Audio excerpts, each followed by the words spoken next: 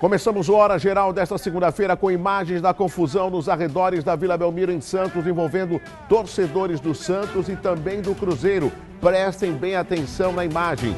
O incidente ocorreu momentos antes da partida entre as duas equipes. Ó, o corre-corre, olha a polícia, tá, olha só, tem gente que não sabe para onde vai. Vou para a esquerda, vou para a direita, olha a polícia, olha só. E muitos torcedores de ambos os times. A polícia precisou utilizar bombas de efeito moral e balas de borracha para controlar a situação. Segundo os moradores da região, a briga começou quando torcedores santistas atiraram pedras nos ônibus dos torcedores do Cruzeiro que chegavam ao estádio. Motoristas tiveram que entrar na contramão pela rua Teixeira de Freitas por causa da grande fumaça que tomou conta na rua Carvalho de Mendonça. Não há registro de feridos ou detidos. Agora, preste bem atenção. Será que você vem para um jogo, num estádio de futebol, para torcer pelo seu time, para brigar, para arrumar encrenca? É isso? Qual o prazer que as torcidas... Ah, Douglas, mas eles já planejam entre eles já conversam, já tem até uma sintonia, né, para poder ter um comportamento mediante a torcida. Isso não é certo, isso não é justo, isso, me desculpe os torcedores, não importa de que agremiação, isso é atitude de gente burra, de gente que não tem raciocínio, porque se eu pago o ingresso, eu quero ver o meu time, que nem sempre pode ganhar, ele pode perder ou empatar, mas vou continuar torcendo pelo meu time e não ir atrás de briga. Pessoas perdem a vida, né, em confronto de torcidas. Esse foi o tumulto nos arredores da Vila Belmiro no dia de ontem. É impressionante, tá vendo os ônibus chegando com as torcidas? Olha, a rua ali tá fechada, e aí começa a pancadaria, aí o corre-corre, teve um que escorregou. Olha só, é impressionante. Agora, essa imagem de abertura do Hora Geral, eu quero mostrar para vocês, inclusive eu vou pedir para a produção, deixa o áudio de um outro vídeo que mostra um dos torcedores, não vem ao caso de que time ele estava torcendo. Olha só a ira e a revolta e o acirramento entre os torcedores que queriam ver guerra, queriam ver briga. Quer ver? Pode soltar aqui, solta, quero ouvir.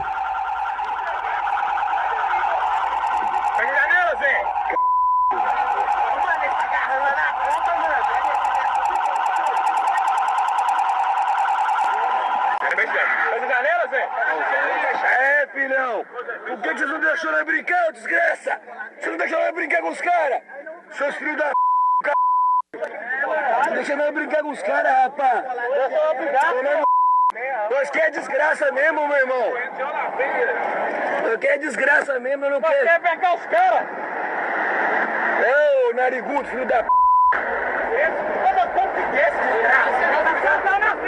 Bom, você percebeu, meu amigo do Hora Geral, né? Eles estavam dentro do ônibus, e dentro do ônibus, longe da polícia, é todo mundo valente, né? Ô, o que tá olhando aí, ô? Ô, o que tá olhando aí? A gente quer ver briga, a gente quer ver desgraça. Esse é um infeliz, no mínimo é um infeliz. Uma pessoa que tem um raciocínio desse, um tino desse para o mal, ele não é uma pessoa que bate bem. Não.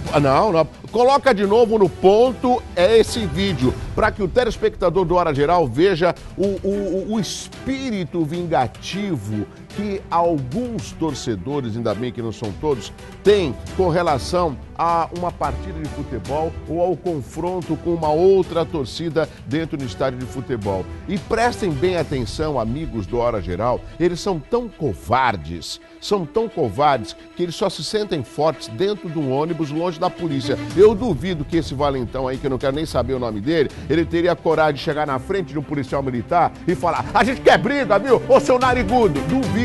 Duvido, não tem coragem. O termo que eu deveria usar a ele, eu vou respeitar o meu telespectador. Mas presta atenção no vídeo, veja se isso é uma valentia de quem está dentro do ônibus, longe da polícia e longe das torcidas. Olha aqui, ó, pode soltar.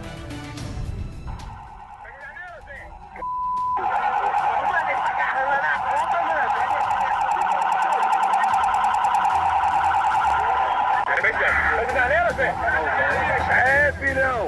Por que vocês não deixaram nós brincar, desgraça? Você não deixou nós brincar com os caras? Seus filhos da c... Deixa nós brincar com os caras, rapaz! Nós quer desgraça mesmo, meu irmão! Eu quero desgraça mesmo, eu não quero. Quer pegar os caras? Ô, narigudo, filho da p. E aí o que acontece? Aí depois é suspenso a participação dos torcedores. Alguns clássicos acabam acontecendo com apenas uma única torcida e nós já temos relatos de clássicos onde não tinha torcida nenhuma por falta de um bom comportamento de algumas torcidas dos seus times. São muitos, eu não vou falar que é o time A, que é o time B, que é o time... Não, são todos os times acabam tendo as torcidas e o comportamento é sempre visto de uma forma errada. Pessoas que são brutalmente assassinadas em confronto de torcidas. É uma coisa que eu nem imagino que isso exista em pleno século XXI. Quer torcer? Torce, mas não precisa demonstrar ira e revolta. E essas imagens que nós abrimos o Hora Geral mostrou ontem o confronto das duas torcidas entre Santos e Cruzeiro. E no programa de hoje você também vai ver aqui no Hora Geral: ladrão morre ao tentar assaltar em PM em rodovia. É aqui na nossa região. A audiência pública vai discutir bloqueio na segurança da rodovia e migrantes. Olha só, você vai saber por que eles vão promover essa audiência pública.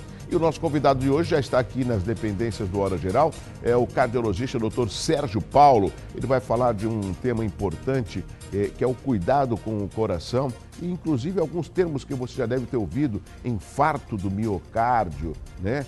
Estresse, depressão, alguns exames que você pode fazer para estar prevenindo a doença, além da participação dos nossos telespectadores pelo WhatsApp, que é o 981387000. Ainda teremos movimentação das estradas, balsas, previsão do tempo. Hoje é segunda-feira, é dia do Dr. Gustavo Grotoni, que é oftalmologista, que também vai dar dica de saúde aqui no Hora Geral. Tudo isso para você a partir de agora. Nós estamos na segunda-feira, dia 29 de maio de 2017. Temos muitas comemorações hoje. Hoje é comemorado o Dia do Estatístico. O estatístico que muitas vezes acaba acertando a sua estatística, né? É através de números, é através de gráficos que o estatístico consegue chegar a um denominador, a um índice que pode ser positivo ou negativo, dependendo das suas planilhas, do levantamento que o estatístico faz. Hoje também é o Dia do Geógrafo. Geógrafo que tem uma responsabilidade muito grande com relação a um profissional que faz parte do nosso dia a dia. O geógrafo, ele é importantíssimo nas demarcações territoriais, por exemplo, do nosso país. Hoje é o Dia Mundial da Energia, energia que por muitas vezes acaba deixando preocupada a população mundial com relação à sua escassez, mas as pessoas falam mais de economia e de outros sistemas de energia que podem diminuir essa preocupação.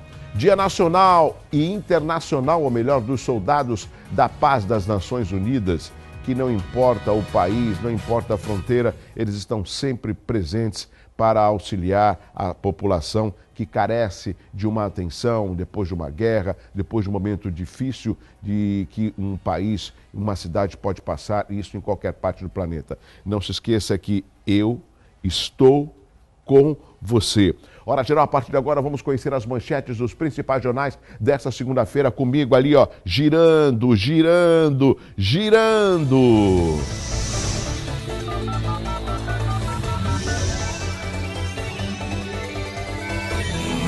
Folha de São Paulo trazendo como destaque a seguinte manchete: ô Douglas, que foto é essa da Folha? É algum show de algum pop, de algum cantor conhecido? Eu falei, na realidade não.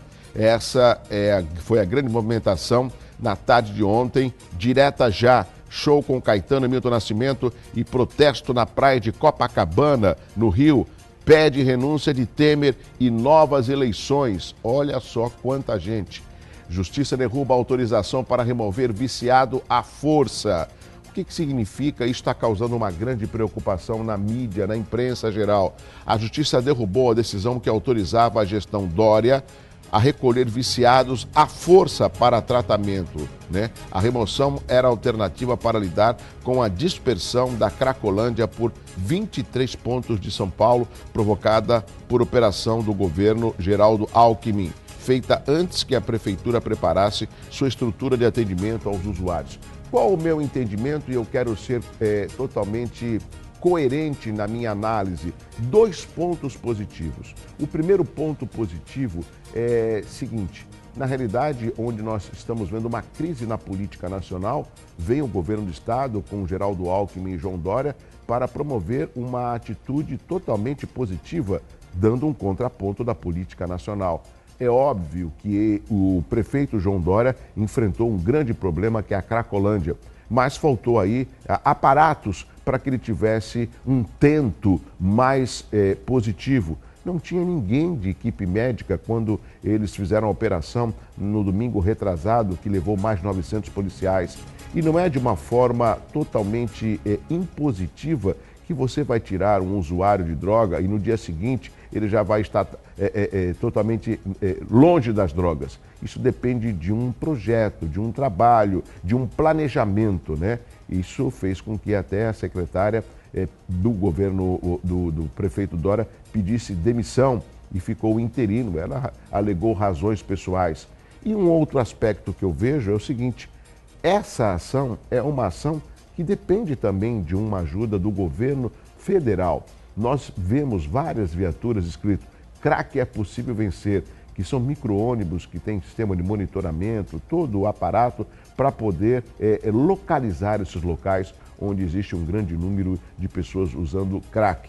Mas o exemplo de São Paulo, um exemplo até de responsabilidade e de enfrentamento, o que o prefeito João Dória está tendo com relação ao combate à Cracolândia. É óbvio que ele não vai conseguir resolver isso rapidamente. Isso demanda tempo, demanda ajuda e o mais importante, que isso não tem político nenhum que consiga, é provocar no ser humano, no usuário de drogas, a autoestima para que ele largue as drogas e possa reconstituir a sua vida. É difícil, mas tem que ter a iniciativa de uma forma totalmente sensata e planejada para que o resultado possa ser positivo, né? Essa informação do fim da Cracolândia acabou aliviando os comerciantes aonde ela estava instalada, mas está causando preocupação no entorno, algumas praças, que foi para onde esses usuários de drogas acabaram se instalando. Tipo, sabe como é formigueiro, quando você toca um formigueiro e aquilo ali espalha? É mais ou menos isso que aconteceu. O Estado de São Paulo trazendo como destaque a seguinte manchete: novo ministro questiona inquérito contra Temer. Torquato Jardim, que assumirá a justiça, diz ao Estado que a apuração foi baseada em documento não periciado. Tá certo? Essa é a imagem triste. A vida nas pedras. Em Sorocaba, um galpão abandonado abriga uma micro-cracolândia. Um buraco aberto no muro serve de entrada. O líder do Covil, como o local é chamado pelos usuários, é um ex-atirador e perito em armas das Forças Armadas. 35 anos. Esta é a foto. Deixa um pouco mais essa foto, porque muitas vezes a gente fala: o que é fumar pedra de crack? O que é usuário de crack? É essa foto que o Estadão está estampando na sua primeira página. E você pode ver, né? O usuário de crack, ele não quer saber de tomar banho, ele acaba se envolvendo na sujeira, ou seja, é deprimente o usuário de drogas, o usuário de crack. E às vezes uma foto como essa acaba explicitando muito mais o fim, né, ou um recomeço para poucos de um ser humano que tenta, através das drogas, encontrar aquilo que ele não consegue fora delas. Essa é uma triste realidade. E como a gente pode ver, essa foto é em Sorocaba, temos o problema da Cracolândia em São Paulo, que o prefeito João Dória está tentando resolver, mas aqui na nossa região não adianta fugir, tá? Não é só em Sorocaba e em São Paulo, viu? Aqui em Santos também tem, eu posso dar os locais, tá certo? Vai ali na Vila Nova, do lado da hospedaria dos imigrantes, vai ali na Silva Jardim, vai ali em cima do túnel Rubens Ferreira Martins, quando você sai do túnel e dá aquela volta para ir para São Paulo, um monte de gente. Vê as cabaninhas que são instaladas ali no início do Canaã, ali na Vila Nova, do lado do mercado municipal, onde tem inclusive a Guarda Civil, a Guarda Municipal. Vê lá, aquelas cabanas, eles ficam durante o dia dentro da cabana fumando crack. É impressionante, né? Vê lá no túnel, onde tem o VLT, do lado da Sabesp, do Clube dos Ingleses, lá de Vilas do Conduzé Menino. Eu estou dando alguns dos locais. né? Vai ali na Campos Melo, que depois é a Rangel Pestana, onde tem aquele canalzinho próximo na Conselheiro Neves, depois das 6 horas. Eles moram, inclusive, debaixo do canal. É impressionante que ninguém vê. Polícia não vê, Guarda Municipal não vê, Prefeitura não vê, Secretaria não vê, ninguém vê. Ninguém vê. São todos uns cegos quando o problema é social. E aí, depois, não sabe o que aconteceu. Os pequenos delitos, os assaltos, muitos deles são assaltados próximos das universidades, principalmente ali na Unisantos, que fica próximo desses locais que eu falei. Tudo é mapeado, tudo é controlado, tudo é visto. Só as autoridades que não conseguem ver.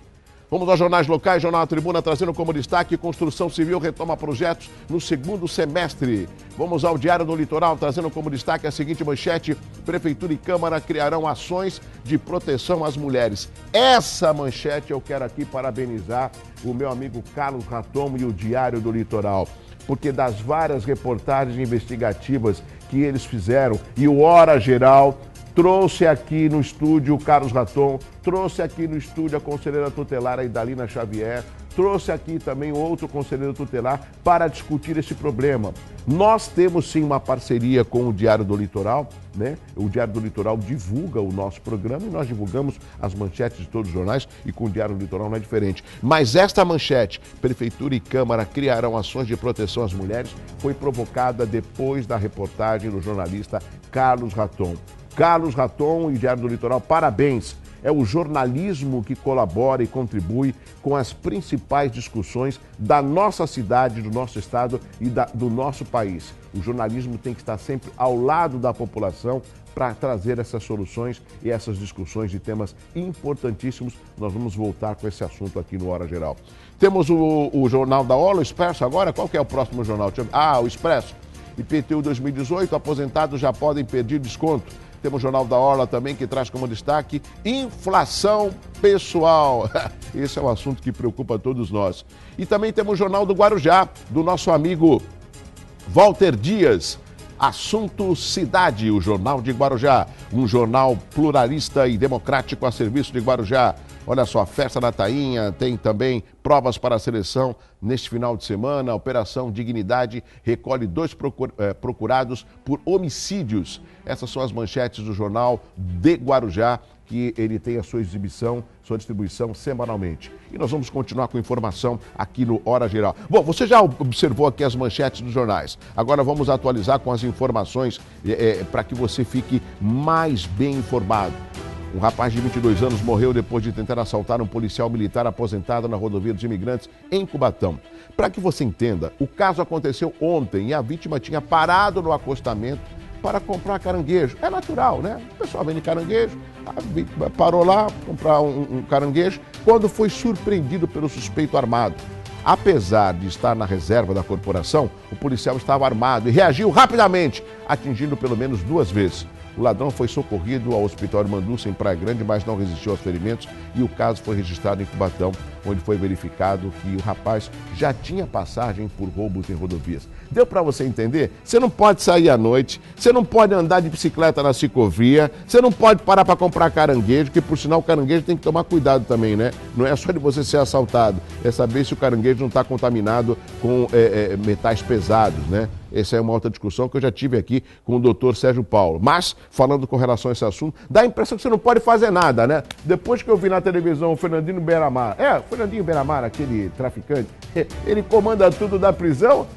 A gente, nós que somos cidadãos do bem e de bem, não podemos sair das ruas. Aonde que nós vamos parar? Você já parou para pensar isso daí? O bloqueio da rodovia dos imigrantes, quando é imigrantes, fecha, né? E a população da Baixada desce a serra e a Ecovias implanta a operação 8x2, olha só que aritmética, né? Vai ser tema de uma audiência pública. O evento acontece hoje às 3 da tarde, o Hora Geral vai estar lá. Nos dias de operação subida e descida, o usuário é obrigado a utilizar 2 pistas da rodovia Anchieta. Também vai ser discutida a falta de segurança nesse trecho, que apresenta condições precárias e inseguras. Vão estar presentes lideranças municipais e estaduais para falar sobre o tema. O evento é promovido pela Comissão de Direito Tributário da OAB Santos. Quem quiser participar é só inscrever gratuitamente pelo site oabsantos.org.br. Excelente alternativa e iniciativa por parte da OAB Santos. Sabe quem tem que participar disso também? As câmaras municipais, e aí nós temos a UVEBS. A UVEBS, que é a União de Vereadores da Baixada Santista, tinha que participar para cobrar do governo do estado por que essa operação 8x2. Você paga o pedágio mais caro do Brasil e do mundo, né? E desce pelas duas pistas, sendo assaltado, tendo que disputar espaço com caminhões. Tudo isso não é novidade, mas não tem um ser humano, né, que seja indicado pelo governo do estado ou pelo governo federal para resolver esse problema. Mas, isso aqui eles estão faturando. E como estão faturando? Esse é o Hora Geral! Trânsito, apoio, Plano de Saúde Santa Casa de Santos, o melhor atendimento em plano de saúde. Sistema Anchieta Imigrantes operando no esquema 5x5 com ponto de lentidão à chegada à capital pelas vias Anchieta e também imigrantes. Na Cônico Domênico Rangoni, na Padre Manuel da Nóbrega, o trânsito segue normal. Lá na ponta da praia, a produção do Hora Geral informa que tem 7 embarcações entre Santos e Guarujá, uma Guarujá-Bertioga e em São Sebastião e Ilhabela, 3 embarcações com boa visibilidade. Em São Paulo hoje, o rodízio é para veículos com placas finais 1 e 2. Ô Douglas, e o tempo? Porque foi um domingo xoxo. Choveu, né? Já estamos na segunda-feira. Será que vai dar um solzinho? Vamos saber agora.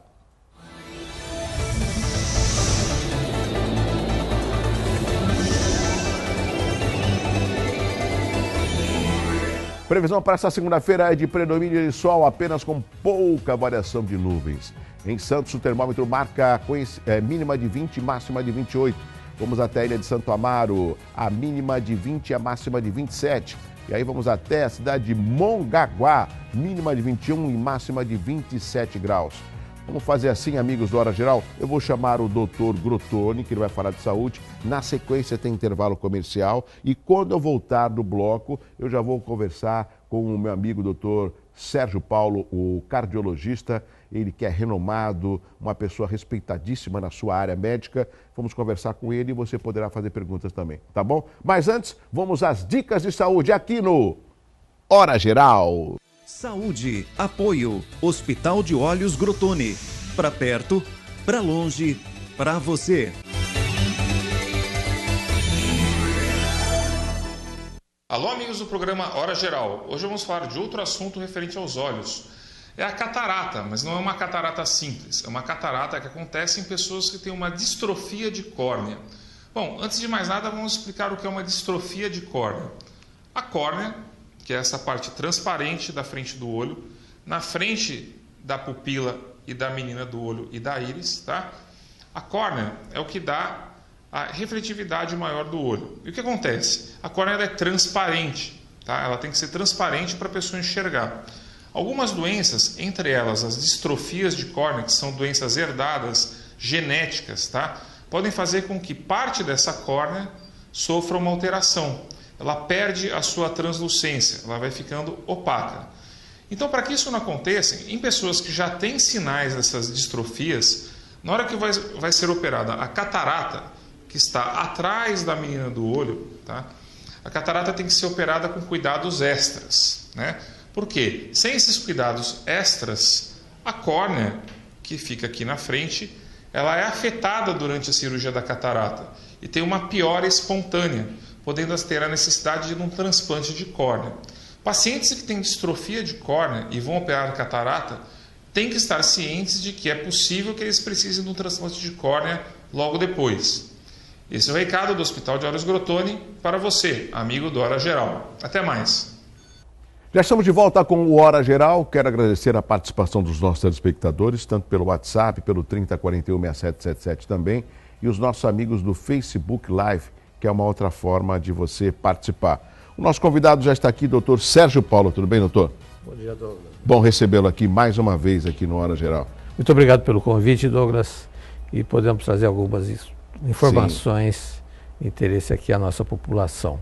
Quando eu falei que o doutor Sérgio Paulo é um amigo e é um cardiologista respeitado, além de conhecê-lo, né, o tema em que ele diariamente tenta discorrer, explicar para os seus pacientes, é um tema fundamental, que é o coração, que é a cardiologia. E o que é incrível, doutor Sérgio Paulo, que as pessoas às vezes não dão muita atenção aos problemas do coração. por exemplo, você está com uma arritmia, não tem problema nada, é o estresse, é o dia a dia. E aí as pessoas acabam deixando isso de lado. Ou seja, eu vejo que o coração, ele é o motor, é a mola propulsora, né, do nosso corpo. Ele tem uma importância muito grande, além, não sou médico, né, de estar bombeando sangue para o corpo inteiro, né? E eu tenho observado muitos jovens sendo acometidos por doenças cardiológicas. E isso, acredito que preocupa não só aos pacientes, mas preocupa principalmente aos brasileiros, que estão morrendo precocemente, e nós estamos tendo aí uma tecnologia também à disposição na área médica, que às vezes fica meio reticente do entendimento da população. Sem dúvida, Douglas. As doenças cardiovasculares, elas seguem sendo a primeira causa de morte e invalidez no nosso país. E uma característica, hoje até homenageando aí os estatísticos, né? Hoje, nós cardiologistas, nós trabalhamos com redução de risco estatístico. Ou seja, a nossa capacidade de cura é praticamente nula. Nós temos, com exceção de 2 ou 3 patologias, as demais nós atuamos evitando a ocorrência de evento fatal. E eu costumo dizer aos meus pacientes, se eu for um bom cardiologista e você é um bom paciente, a chance de você reduzir o risco de morte ou infarto é de 70%. Ou seja, essa condição de não cura, nós não temos cura, nós temos redução de risco cardiovascular, é que impulsiona a cardiologia como uma verdadeira locomotiva da medicina mundial. Por quê? Primeiro, nós temos a primeira causa de morte. Segundo, a ausência de cura. Terceiro, a ausência, muitas vezes, de sintomas premonitórios, Douglas, que é o mais sério. Ou seja, a doença do coração, os ataques cardíacos, eles são assintomáticos? 40% dos pacientes portadores de doença coronária vão poder ter infarto ou morte como primeiro evento.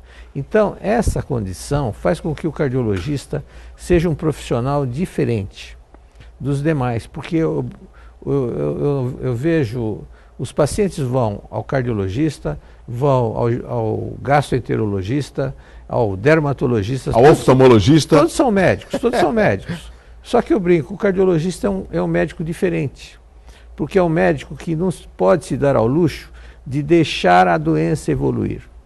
Porque se essa doença evolui, nós podemos perder esse paciente. Então nós temos que sempre estar nos antecipando à doença. Seja através de medidas preventivas, que você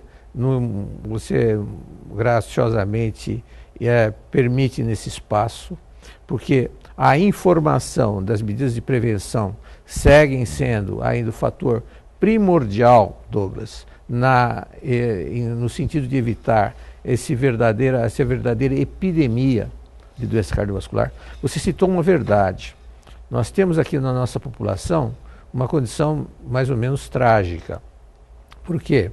Além de nós vermos que, assim, faixas mais jovens da nossa população estão sendo atingidas pela doença coronária, nós temos também que as classes menos favorecidas, né?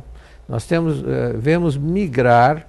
Anteriormente, a doença coronária era quase que uma característica das classes A, B, né? Em função de uma dieta um pouco mais calórica. Não, hoje nós temos migrando essa doença para as classes menos favorecidas. Por quê? As classes mais favorecidas já estão adotando mudanças de hábitos, seja no sentido de atividade física, ou alimentação, seja no sentido da abstenção do hábito de fumar. E as classes menos favorecidas estão tendo acesso a uma dieta mais calórica, ao uso do automóvel, né? Quer dizer, então nós temos um conjunto de fatores que estão levando com que a nossa população seja acometida de dados extremamente preocupantes em termos de morte por infarto do miocárdio. Agora, doutor Sérgio Paulo, o fato de nós termos em Santos uma grande quantidade de idosos, isso não preocupa esses índices estatísticos que o senhor citou? E ao mesmo tempo eu vou fazer uma segunda pergunta, que isso me preocupou muito, acredito que o telespectador também. Ou seja, a doença do coração, os infartos acabam matando mais do que o câncer? Sim. O infarto mata 3 vezes mais que o câncer. Quer dizer, ainda existe, nós temos, o câncer traz consigo ainda o estigma da palavra câncer, né? Todavia, quando nós analisamos estatisticamente, as doenças cardiovasculares, elas ocupam o primeiro lugar na mortalidade. Quer dizer, o fator da nossa população ter uma faixa etária maior, Douglas, é inquestionavelmente um elemento a mais que deveriam fazer com que os nossos governantes, os nossos administradores, olhassem com maior preocupação para a nossa cidade, no sentido de prover a nossa cidade de recursos para atendimento dessa população, fundamentalmente na área das doenças cardiovasculares, né? Eu lembro sempre que Miami ela foi escolhida pelos milionários americanos, nova-iorquinos, para passar o inverno. E através um milionário nova-iorquino, achando que Miami não tinha uma estrutura hospitalar adequada para que ele fosse atendido, criou um hospital, que é o Mount Sinai Hospital, um dos maiores hospitais do mundo. Aqui, nós vemos aqui uma falta de investimento na área hospitalar, que é a grande preocupação nossa como cardiologistas, é a questão da infraestrutura e retaguarda no atendimento do paciente portador de doença cardiovascular, do infarto. Essa infraestrutura, o senhor fala, por parte do poder público, ou seja, dos hospitais públicos, ou particulares, uma falta de procura ou de iniciativa do empresariado, da iniciativa privada? Veja, eu diria de ambos. De ambos. Nós temos tanto no aspecto público, em número de unidades eu não diria, mas eu diria sim, na condição do treinamento desses profissionais do profissional que está à porta do hospital no diagnóstico do infarto. Isso vem de encontro ao projeto que hoje, a partir de amanhã, nós estaremos, através da Sociedade de Cardiologia do Estado de São Paulo, desenvolvendo, que é o projeto Infarto. O que se caracteriza? O projeto Infarto, ele foi criado na medida em que foi identificada a nossa região como uma região com maior taxa de mortalidade. Nós temos aqui esse projeto da SOCESP. A mortalidade por infarto, não que a nossa região tenha mais ocorrência de maior número de infartos. Não, nós identificamos que o infarto na nossa região se cerca de uma maior mortalidade. Haja visto o nosso ex-presidente da Câmara, que foi acometido por infarto. Marcos de Rossi. Exato, Marcos de Rossi. Quer dizer, a sobrevida de um paciente acometido do infarto está relacionada diretamente ao delta do tempo do diagnóstico ao início do tratamento. Hoje nós dispomos de medicamentos que desobstruem as artérias. O infarto, ele decorre de uma obstrução de uma artéria coronária. Essa artéria deixa esse músculo deixa de ser nutrido e então ele morre. Nós temos no máximo 3 horas para desobstruir essa artéria. Então nós usamos substâncias, Douglas, chamadas trombolíticos. Nós já dispomos aqui. Já. Por isso que eu falo, nós temos aqui, nas nossas unidades, nós temos o trombolítico, nós temos os profissionais, nós precisamos treiná-los. Primeiro, na leitura do eletrocardiograma, no diagnóstico, muitas vezes, das queixas dos sintomas. Muitas vezes, a sintomatologia do infarto é extremamente variável. Na mulher, por exemplo, é a primeira causa de morte na mulher após o climatério, é infarto. Na mulher, o infarto ele possui características muito peculiares. Até agora nós não conseguimos entender bem o porquê, mas a mulher ela tem umas nuances de apresentação. Por exemplo, a dor é menos frequente, a queixa de fadiga é maior, a queixa de distúrbios de ritmo é maior. Quer dizer, então, nós e temos... esse tempo para tentar até dar os medicamentos para a mulher é 3 horas, é a mesma hora, então 3 horas. A janela terapêutica que nós temos para início do tratamento trombolítico, que nós chamamos trombolítico porque nós dissolvemos o coágulo através desses medicamentos, é uma janela terapêutica de 3 horas. Ele é injetável na veia.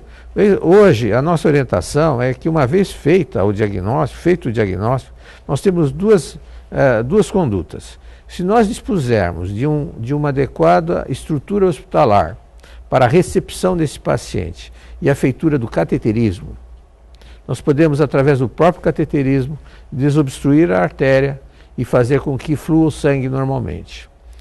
Caso nós não tenhamos essa estrutura à disposição, nós utilizamos o trombolítico, que é uma droga, um medicamento que nós injetamos na veia, e essa droga dissolve o coágulo e faz com que haja restabelecimento do fluxo sanguíneo para aquela região. Agora, doutor Sérgio Paulo, uma outra preocupação quanto jornalista e cidadão desta região. Nós não temos hospitais aptos, preparados para esse tipo não é cirurgia, de procedimento cardiológico? Temos, graças a Deus nós temos.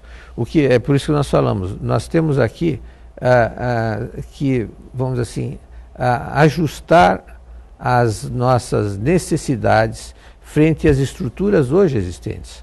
Nós temos aqui seguramente já 4 hospitais que a Santa Casa, a Casa de Saúde, o Hospital Ana Costa, a Beneficência Portuguesa, todos esses são hospitais que dispõem de serviços aptos para atendimento do paciente cardiológico. O que nós precisamos é, de uma maneira ou outra, vamos assim, deixar essa estrutura mais ágil no sentido de atendimento rápido desse paciente. Agora, doutor, o senhor está corretíssimo, o senhor é um profissional da área médica, da cardiologia, e eu também, como jornalista, tenho uma outra preocupação. O senhor citou aí 4 hospitais, Santa Casa, Beneficência, Casa de Saúde e Ana Costa, mas não adianta o senhor ter, que não é sua culpa, um SAMU que está pedindo ajuda, está na UTI, de pessoas que levam às vezes 2 horas para chegar uma ambulância do SAMU. Sim. E esse é um serviço que cabe à prefeitura. Ou seja, a pessoa que de repente tem um plano de saúde, pode até ser que ela consiga ter ser socorrida rapidamente, mas um cidadão comum, uma cidadã, às vezes, por mais que tenha 4 hospitais à disposição para este procedimento, às vezes fica dependendo de uma viatura do SAMU. Aí que está a outra perna que você citou, que é a questão do Estado. Nós lutamos para que o Hospital Guilherme Álvaro nós estamos desenvolvendo esforços no sentido de sensibilizar as nossas autoridades, de prover o Hospital Guilherme Álvaro com uma adequada estrutura no sentido de atendimento desses pacientes cardiológicos. Paralelamente, o SAMU foi convidado a participar desse evento, desse projeto, por ser ele o elemento fundamental no sentido de identificação e encaminhamento do paciente, né? Vamos ter participação. Esse evento é aberto a todos os profissionais da área de saúde que atuam na área de emergência, né? Sejam eles médicos ou enfermeiros. E nós temos a participação deles, vamos ter a participação do Corpo de Bombeiros, né, no setor de emergências. Nesse evento vai acontecer amanhã e quarta-feira? Quarta-feira, vão ser 2 períodos de treinamento. Amanhã no período da tarde, terça-feira à tarde, e na quarta-feira no período da manhã. Nós estamos mostrando inclusive aqui no vídeo, amanhã dia 30, às 14 às 17, os palestrantes Dr. Luiz Antônio Machado César e Dr. Irã Gonçalves Júnior. Sim.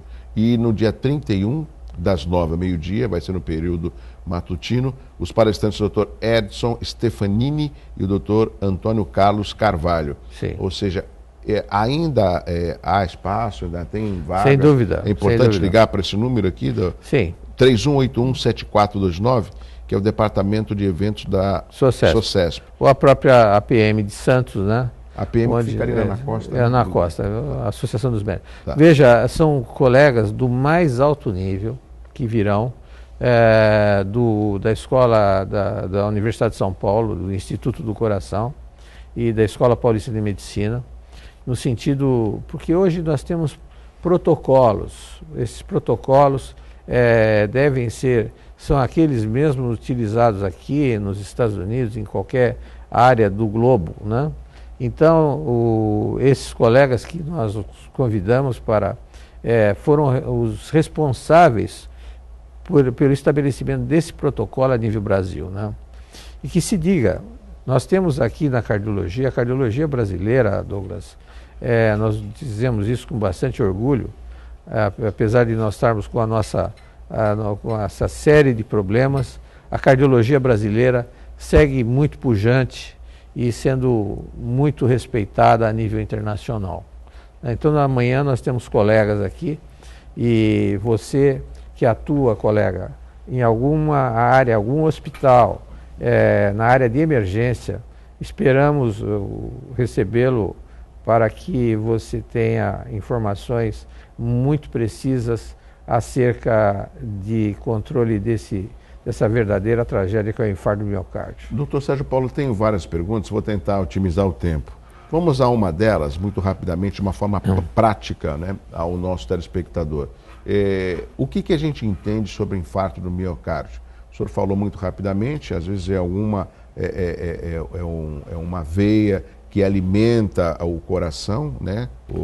E que de repente ela pode estar obstruída por causa da gordura, por exemplo, e aí ela não alimenta o coração, o músculo para de trabalhar e a pessoa literalmente morre. E um outro aspecto, o senhor falou que a maioria desses sintomas não existem, são assintomáticos, né? O que tipo de alerta o senhor poderia, aproveitando a hora geral, passar aos nossos telespectadores que acham, não tenho nada, é uma dorzinha assim, isso não dá em nada, ou seja, as pessoas ainda relutam de procurar um cardiologista? Veja, como nós dissemos na abertura, o aspecto da prevenção, no sentido da abstenção do fumo, uma dieta adequada em termos de redução de gorduras, a prática regular de exercício, somente essas 3 medidas, Douglas, nós reduziríamos significativamente a incidência de infarto. O infarto se dá quando há oclusão de uma artéria. A artéria é aquele vaso que nutre o músculo do coração. O coração, para trabalhar, ele precisa de sangue. E esse sangue chega a ele, na musculatura, através das artérias coronárias. Em função dessas características, e fundamentalmente na questão genética, a genética ocupa hoje um fator importante, ou seja, você telespectador que tem algum antecedente familiar com infarto, acidente, derrame cerebral, hipertensão, você deve procurar para fazer a sua prevenção, que consiste, é uma coisa muito simples, Douglas, é controle da sua pressão arterial, medir a sua pressão arterial, ver a sua circunferência abdominal, né? Quer dizer, são medidas muito simples que trazem um impacto muito grande em termos de redução desses eventos. A questão, a morte súbita, quer dizer, é o epílogo de um tempo enorme de não tratamento, né? A doença cardiovascular, ela começa já na adolescência. Na adolescência, nós já vamos encontrar nesses pacientes que trazem consigo uma predisposição genética à doença, já sinais de alguma alteração nas artérias. Então é importante que você, telespectador, incuta já em seus filhos hábitos saudáveis, né? Você, mãe, não dê exemplo do fumo. O fumo realmente, principalmente na mulher, e associado ao anticoncepcional, Douglas, é uma condição perigosíssima. E nós vemos hoje com muita preocupação o número de novos fumantes se situa mais nas mulheres jovens, né? E quando associado ao anticoncepcional, isso propicia a ocorrência de uma taxa muito alta de mortalidade, de infarto. Doutor Sérgio Paulo, recentemente também o Jornal Tribuna fez uma reportagem falando do grande número de jovens que estão consumindo bebida alcoólica. O álcool também, ele pode ser prejudicial tanto quanto o fumo? O álcool, ele é prejudicial na medida em que ele possa, por ser um alimento muito calórico, acarretar aumento do peso e aumento da pressão arterial. Em termos da doença arterial coronária, primariamente, o álcool não atua. O álcool não tem não é tão nocivo quanto, por exemplo, o cigarro. O cigarro segue sendo, indubitavelmente, o fator mais sério a ser combatido na prevenção coronária. Tem perguntas aqui para o Dr. Sérgio Paulo, médico cardiologista. A Roseli Souza, da Biquim, São Vicente, Dr. Sérgio. Fiz um eletrocardiograma e o resultado deu desvio do eixo elétrico para a esquerda. Levei ao cardiologista e o mesmo disse ser normal e que não há nenhum problema, mas estou muito preocupada. Roseli, de São Vicente. Dona Roseli, fique tranquila, escolha, o eletrocardiograma é como uma impressão digital. Cada um de nós tem um padrão, né? Então essas pequenas variações nas nuances do eletrocardiograma é um fenômeno frequentemente encontrado e destituído de qualquer conotação de doença. Obviamente que, como todo exame, seja ele um eletrocardiograma ou um exame de sangue, eles são ditos complementares. Por quê? Eles complementam a avaliação do médico, que é soberana. Então, se o seu médico, um especialista, lhe disse que esse eixo elétrico não é significante, fique tranquila, não é significante. Mais perguntas aqui para o Dr. Sérgio Paulo no Hora Geral. A próxima pergunta aqui da Marlene Pereira, da Encruzilhada. Meu marido fez eletrocardiograma, o resultado foi fibrose cardíaca, parede inferior e baixa voltagem no plano FRCT, não sei frontal. Frontal. É grave? Veja, como o eletrocardiograma, aliás, um parênteses, é o único exame na história da medicina que está atual, apesar de ter mais de 100 anos. 100 anos. E é fácil de fazer, no consultório é possível fazer, né? Não, no consultório. Hoje o eletrocardiograma é parte integrante da consulta do cardiologista. Sim.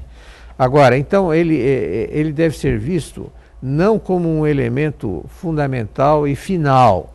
Certo. Ele deve ser analisado, as informações que o eletrocardiograma nos traz, da medida, o seu médico, ele a cada procedimento, uma medida da pressão, uma ausculta cardíaca, um fundo de olho, o eletrocardiograma, a palpação no abdômen, de cada ato, ele está tirando um elemento no sentido de formar um verdadeiro quebra-cabeças. Então ele pega um pouco no exame clínico, um pouco da sua queixa, um pouco do seu eletrocardiograma, enfim. O eletrocardiograma não é um exame definitivo. É um grande exame, sem dúvida nenhuma. Tanto é que está aí há 100 anos, mas não é definitivo. Doutor Sérgio Paulo, estamos chegando no final da Hora Geral e eu me lembro de um evento que nós estivemos juntos, inclusive o senhor estava na coordenação, acho que é uma questão dos 2 anos, estavam lá figuras conhecidas da nossa região, entre eles o advogado Vicente Cassione e o nosso amigo empresário Armênio Mendes. E 2 aspectos importantes nessa reunião que foi aberta, inclusive que foi na Associação Paulista de Medicina, foi uma certa falta de esperança por parte do Vicente Cassione com relação ao quadro de saúde aqui na nossa região. E, ao mesmo tempo, o empresário Armênio Mendes teve uma alternativa que eu achei interessante. Ele até falava, não adianta você ter 30 policlínicas na cidade de Santos, que elas fecham à noite e final de semana. Por que não 10 policlínicas 24 horas? Sim. Otimizando esse tipo de serviço. Aonde que eu quero chegar muito rapidamente? Não falta uma ação política unida em prol de um tema tão importante como saúde, do que a gente observar gargalos que nunca são resolvidos em prol da população? Sem dúvida nenhuma, Douglas. É isso que nós, a nível da Sociedade de Cardiologia do Estado de São Paulo e Sociedade Brasileira de Cardiologia, nós nos colocamos à disposição de todas as entidades da nossa região, no sentido de, juntos, acharmos uma solução para esse grave problema. Porque nós vemos muitas vezes a forte pressão no sentido da construção dos edifícios, né? Quando que, na realidade, a construção do profissional é realmente a questão crucial. Muito obrigado, doutor Sérgio Paulo. Rapidamente, vamos aos aniversariantes de hoje. Vamos lá? Parabéns, parabéns, parabéns. É o que desejam todos que lhe querem bem. Felicidades no seu dia. Parabéns a todos com saúde e alegria. Parabéns, parabéns. É o que desejam todos que lhe querem bem. Felicidades no seu dia. Parabéns a todos com saúde. Conversamos com o doutor Sérgio Paulo, que vai comandar um evento amanhã e na quarta-feira, lá na Associação Paulista de Medicina. Doutor Sérgio Paulo, muito obrigado. Encontro sempre aqui no Hora Geral um espaço para divulgar as ações da área médica. Muito obrigado, Douglas, pelo seu convite. Obrigado. Vem aí, Bom Dia Baixada. Um abraço forte para você e até amanhã às 7 da manhã. Tchau, tchau.